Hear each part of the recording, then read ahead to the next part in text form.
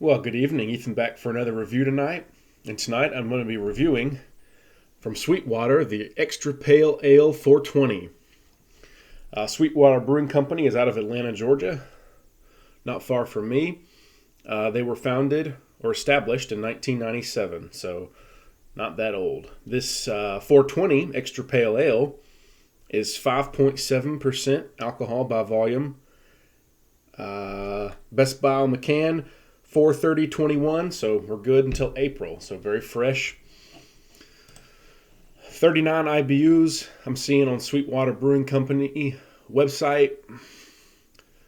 Available in bottles, 12-ounce cans, 16-ounce cans like this one. The malts are two-row, Munich wheat, and midnight wheat. They dry hop it. The hops are Centennial and Cascade, and the flavor profile they say is herbal, floral, and fresh. This is available in a lot of bars and restaurants in my area. You can generally get it at most restaurants on draft or in a can or bottle, like at pizza joints, sports bars, stuff like that. It gets an 83 on Beer Advocate, a very good score. It's pretty high for Beer Advocate. It's 185 calories per 12 ounce, so getting a little up there in the calorie count. Not a light beer.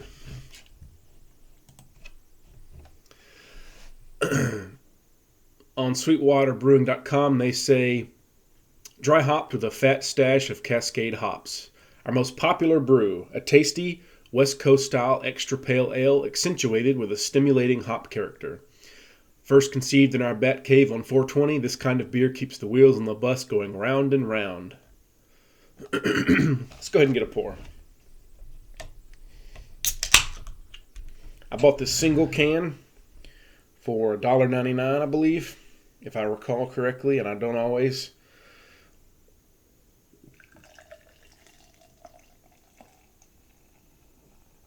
Try to get an aggressive pour to get some head going. All right. Sort of a hazy. I see some sediment floating around in there. Some chunks.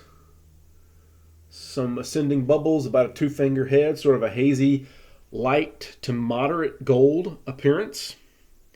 Not pale yellow. Getting towards golden orange almost.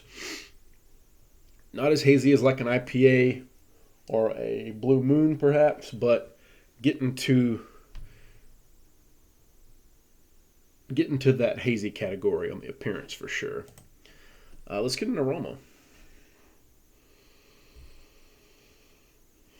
I'm getting kind of a hoppy, lemony, zesty kind of aroma perhaps. Maybe a little bit of like an orange rind kind of aroma, a little bit of bitterness maybe. I mean, you can't really smell bitterness, but there's like a tartness to the nose, ever so slightly. It's subtle though. It's got a nice clean aroma. Let's go ahead and give it a taste.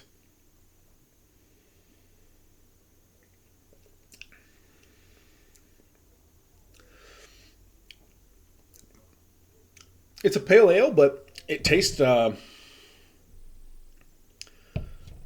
it almost could be an IPA. You get a nice hot bitterness on the sip, on the tongue.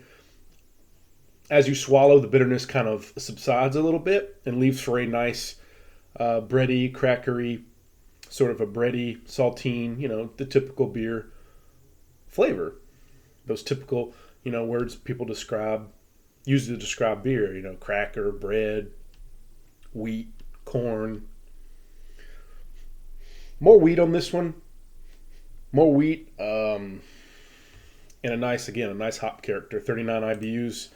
You definitely get them on the flavor.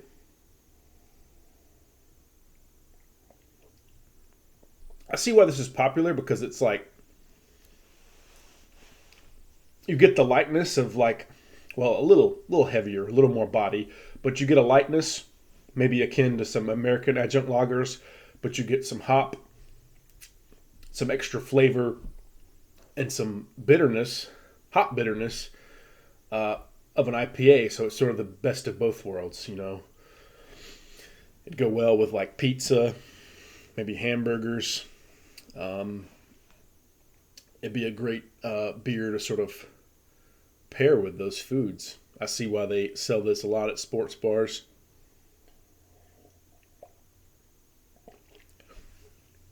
Especially since near me, since Sweetwater is out of Atlanta.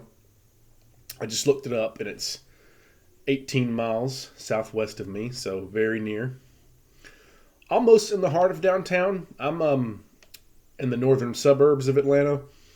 But yeah, Sweetwater Brewing, they have a lot of beers coming out of there. Some I've tried, some I haven't had. But yeah, everything I've had from them is been excellent. They tend to brew, it seems, like mostly IPAs and ales, pale ales, and stuff like that for whatever reason. They could brew more, I don't know, but I just don't see. That's what I see the most of in my area. The Sweetwater 420 Extra Pale Ale for a score, I'd easily give this a 93 out of 100. Solid A, getting above the A-. It's a great beer. I'd get it again. Not the cheapest, but, it is a craft brew, so you will pay a little more generally. 93 out of 100 for the Sweetwater 420 Pale Ale. They say don't float the mainstream on the can.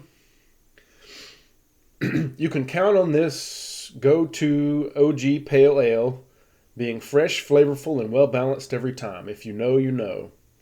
Independently brewed since 97. And like how they said well-balanced, kind of going back to what I was saying earlier, it kind of is that middle ground between light adjunct lager and IPA, sort of between the two, if you will. That's kind of where this thing kind of would rest, right?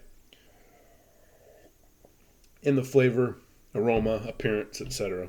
I'd get it again, 93 out of 100 for the 420 Extra Pale Ale. Cheers, and thank you for watching.